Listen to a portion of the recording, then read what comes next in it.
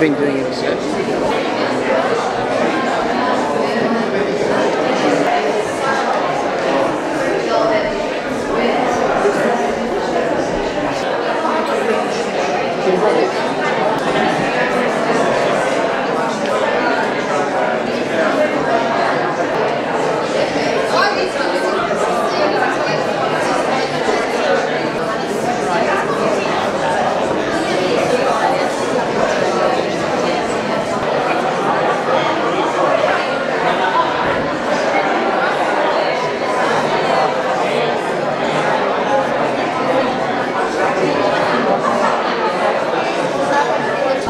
Okay, a bit of a drum roll here because the winning work, or the winning award goes to Nicholas Blowers for the work Collapse Red Race.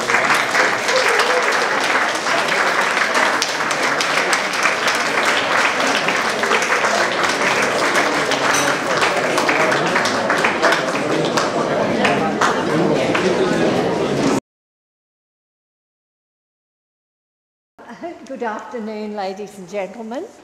Welcome to the Paddington Art Prize for 2009 and to the floor talk.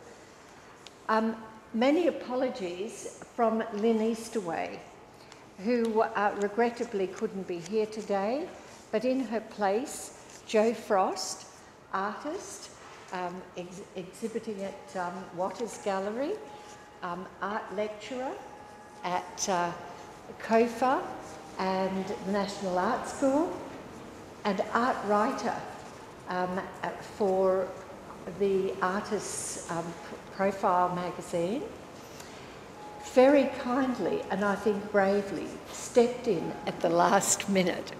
Thank you very much for doing that, Jo. So Jo will talk about this exhibition for you. So thank you, Jo. Thanks, Marlene. Thanks. Thank you very much, and thanks for coming. I will indeed talk about the exhibition and particular works in the exhibition, but I wanted to talk first of all generally about the artist, the individual artist and tradition. And of course landscape painting is one tradition amongst many art traditions. But before going into landscape as an area of, that I'm going to talk about, I just wanted to talk about what is tradition and how does the artist in this period actually relate to that. Eventually I'll be just speaking freely and ad lib, but I wanted to read, I wrote some notes down, so I'll just read through this. Okay. Artists today are free to practice art in whatever way they want. This has been increasingly the case in Western art for roughly 200 years, since church and state patronage of art began to dry up. While it's true that all through this period there have been official academies of art and prevailing fashions that most artists have followed, it's been the individual artist's prerogative to buck the trend and pursue their own vision. As long as the artist is happy to accept that they might have to live in poverty and work in obscurity, they can exercise a degree of creative freedom. There are many famous examples of artists who've worked for a long time on the fringes of the culture, suddenly being thrust to the centre and celebrated, sometimes posthumously, as in the famous case of Van Gogh, or while they're at the height of their creativity, for example, Jackson Pollock. And because it has so often happened that work we end up valuing very highly has come from these kinds of artists, we look upon the artist's creative freedom as one of the strengths of our culture.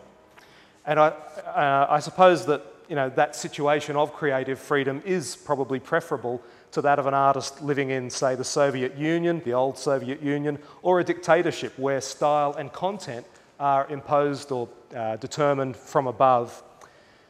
But what does it feel like to actually live with this creative freedom? Think about it from the artist's point of view.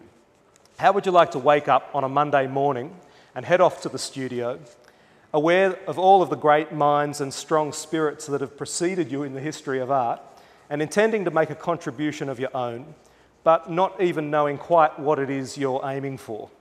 You know that you have certain skills with your medium, but these could just as easily be traps that limit you to a superficial outcome. You're aware that some of your best work has come from a fairly intuitive or even spontaneous approach, but how can you rely upon that as your method?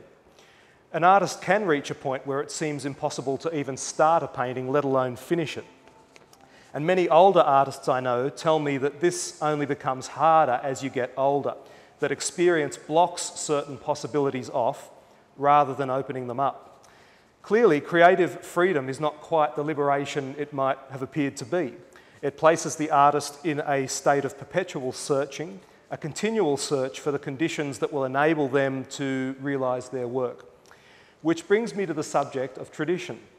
One of the ways that artists find themselves and build a foundation for their work is through the examples of others. It's one thing to notice the beauty of a sunset, another to try to paint it, and quite another thing again to paint it with the awareness that thousands, well, hundreds, let's say, of other painters have tried that before you. This awareness is what tradition is. It affects the way you see your medium, your subject, and yourself. One of the most unnerving experiences of following your own creative path is to discover the work of an artist who's been dead for decades or centuries, whose work seems to be realer to you than anything you've actually done yourself. And when this happens, it causes you to think again about the way you paint and what your whole orientation is. So every artist's work, I think, owes something to a predecessor or a number of predecessors. And in that sense, all art, even that which appears to be avant-garde, is traditional.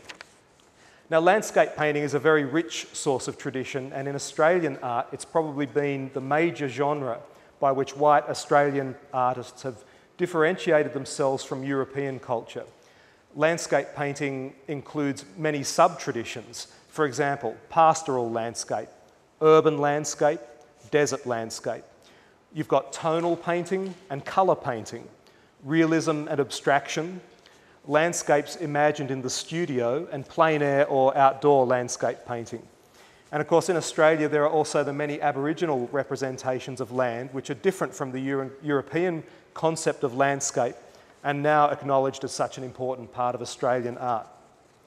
Now, of all of these genres that I've just mentioned, there are many examples in this exhibition. So what I'm going to do now is discuss, I think, 8 particular paintings, from the point of view of the traditions they're a part of, and what the individual artist has managed to bring to those traditions in each case. I can't do justice to the full range of what's on show here because it is too varied. And I suppose I have to confess that I'll be gravitating towards those that I have an affinity for myself, but hopefully it will still represent a reasonably broad range of styles and approaches. Now, we will actually have to move for me to begin this process, so if we could just shift to the other room and we'll have a look at a few works in there, that'd be great.